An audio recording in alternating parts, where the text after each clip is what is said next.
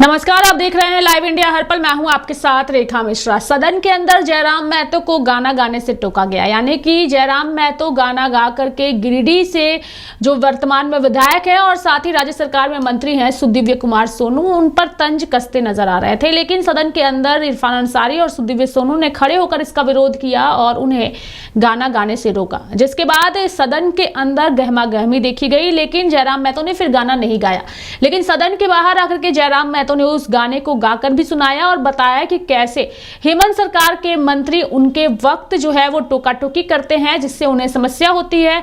क्योंकि मंत्रियों के पास आधे घंटे का वक्त होता है अपनी बातों को रखने का, लेकिन हमें सिर्फ 1 मिनट का वक्त मिलता है।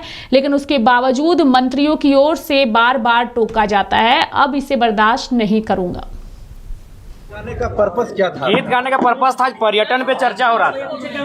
तो पर्यटन का मतलब क्या होता है? पर्यटन का मतलब झील, झरना, नदी, जंगल, पर्वत, पहाड़। तो वही मधु मंसूर जी के गीत हम गुनगुना बोल के माध्यम से गा रहे थे कि हाय रे हमर सोना झारखंड। अच्छा, गुनगुनाने के लिए मोबाइल निकालना होगा, गा ही देते हैं। नहीं, गा ही देते हैं एकदम बिल्कुल। वहाँ नहीं बाबा, गा ही देते हैं। यहाँ कम से कम गा देते हैं कि स्वर्ण रेखा, शंख, कोयल, मयूराक्षी, दामोदर, फाल्गु नदी नहीं, साहेबगंज में गंगा बहे, फाल्गु नदी बढ़ा कर, अंधन से भरल धरती सबसे सुखी संपन्न, हाय रे हमर सोना झारखंड। अच्छा बताइए, इस गाना में क्या आपत्ति है भाई? लेकिन ये नहीं, ठीक है पांडे जी, मेरा बात सुनिए, आपका भी कहना सही है। हम पहली बार चुन के आए हैं कि हमको मालूम है कि गुनगुनाना नहीं चाहिए। हम किससे सीखेंगे? हम तो देख रहे हैं सीपी सिंह जी शायरी पढ़ रहे हैं, सब मंत्री शायरी पढ़ रहे हैं, हिंदी वाला हिंदी में, उर्दू वाला उर्दू में शायरी पढ़ रहे हैं। तो हम जब शायरी माइंड है तो गाना भी गा सकते हैं। हम नया मेंबर हैं, सीधी बात है। तो वही हमने कहा कि अध्यक्ष महोदय, अगर बोल गुनगुनाना नहीं चाहिए तो संसदीय मंत्री खड़ा होकर जब उनका बारी आएगा बोल देते कि जयराम बाबू बोल गुनगुनाना नहीं है, हम अगला बार जब मेरा भाषण होगा हम बोल नहीं गुनगुनाएंगे। लेकिन ये कहाँ का तर्क है? दो का मंत्री खड़ा हो गया है, संसदीय मंत्री तो बाद में, दो मंत्री खड़ा होकर टोक रहे हैं। तो वही हमने उनको कहा कि एक तो आपको आधा घंटा समय मिलता है। अच्छा एक बात बताइए, आदरणीय माननीय मुख्यमंत्री का शाहरुख खान बोल के 4-5 लोग बोले, तब तो आप नहीं बोले कि आप डायरेक्ट किसी सदस्य को नहीं बोल सकते हैं।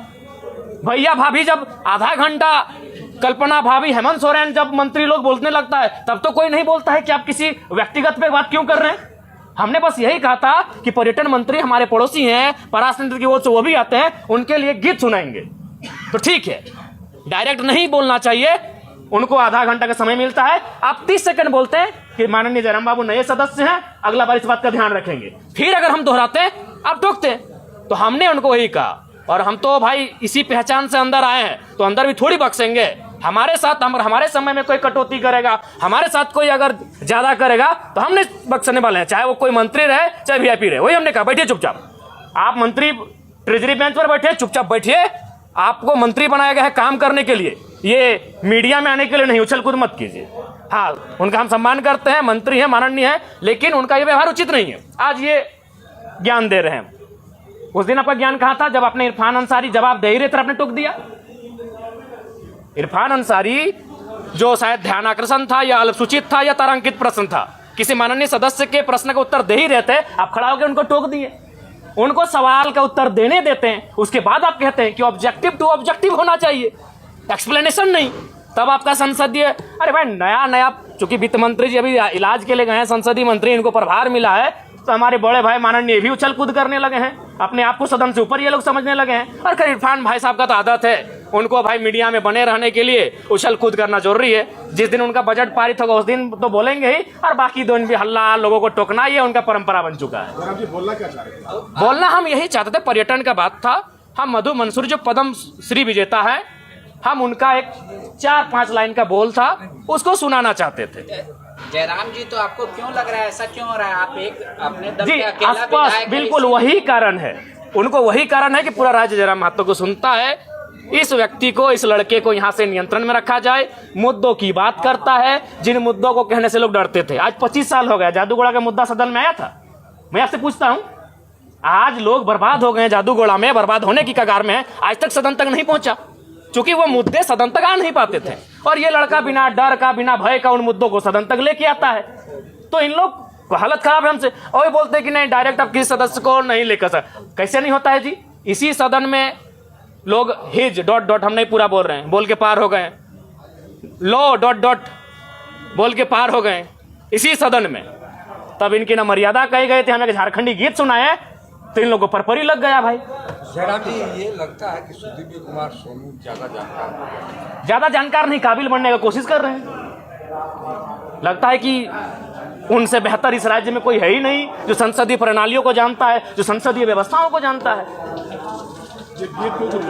चूंकि पर्यटन का बजट था तो इस गीत का संबंध पर्वत पहाड़ से है, नदी नाला से है, और पर्यटन का संबंध नदी नाला पर्वत पहाड़ से है। और हम किससे सीखेंगे? मेरा सवाल, हम किससे सीखेंगे? हम जब सदन में पहली बार आए तो हमने देखा सभी मंत्रियों ने शायरी पढ़ा, सभी मंत्रियों ने कविताओं को पढ़ा, तो हमने भी प्रयास किया। तो शायरी को पूछना था कि कोई सवाल था? नहीं, हम इस गीत के माध्यम से झारखंड के पर्यटन को बढ़ावा देने पर चर्चा कर रहे थे। इस गीत के माध्यम से झारखंड के पर्यटन पर हम अपना राय दे रहे थे कि आप अगर पर्यटन पे फोकस करें, पर्यटन पे अगर डेवलपमेंट की बात करें, तो कृषि के बाद, उद्योग के बाद और सरकारी नौकरियों के बाद युवाओं को हम पर्यटन की दिशा में लगा सकते हैं, क्योंकि झारखंड में सबसे सुंदर पर्यटन का माहौल और विकल्प हम लोग तराश सकते हैं। ठीक, ओके, धन्यवाद।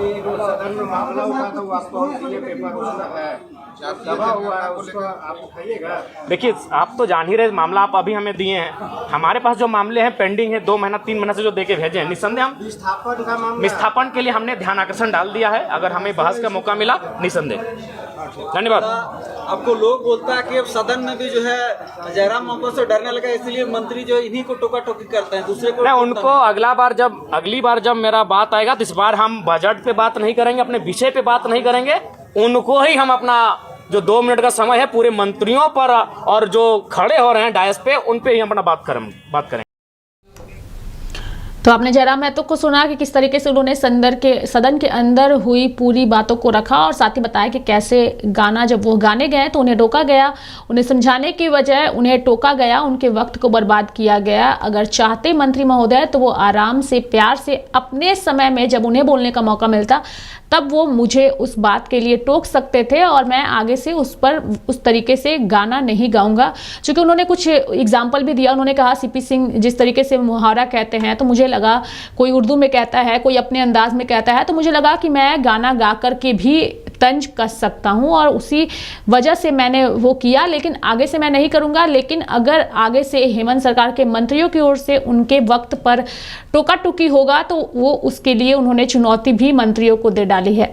देखने वाली बात होगी कि आने वाले दिनों में सदन के अंदर से और जयराम महतो का कौन सा आक्रामक रूप बाहर आता है। मेरे साथ फिलहाल अभी के लिए इस खबर में इतना ही। आप देखते रहिए लाइव इंडिया हर पल। नमस्कार।